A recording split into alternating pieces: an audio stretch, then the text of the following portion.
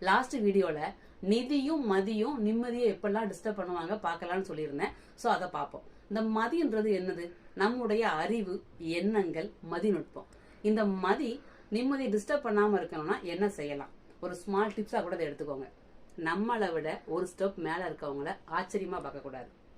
அப்படி பாக்குறப்ப பொறாம வரும், கோபம் வரும், கூடவே என்னெல்லாம் தொற்று நோய் உண்டை எல்லாம் சேர்ந்து வரும். பிளஸ் நமக்கு ஒரு விஷயம் நடக்காதப்ப ஏக்கம் வரும், நிம்மதி போகும்.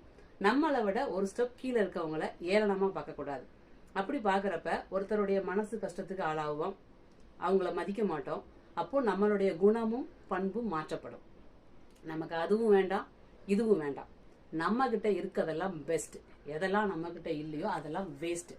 நீங்க இந்து, முஸ்லீம், கிறிஸ்டின் எந்த சமயத்தை ஃபாலோ பண்றவங்களா இருந்தாலும் நமக்கு மேல ஒரு சக்தி இருக்குது, கடவுள் இருக்கார் நீங்க நம்புனீங்க அப்படின்னா உங்களுக்கு என்னெல்லாம் தேவையோ அதெல்லாம் கடவுள் கொடுத்துருக்காரு.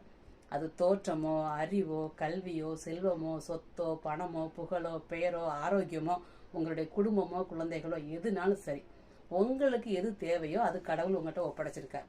ஓகேவா? சோ அதனால நம்ம கிட்ட இருக்கிறது, நமக்கு கிடைச்சதெல்லாம் பெஸ்ட்.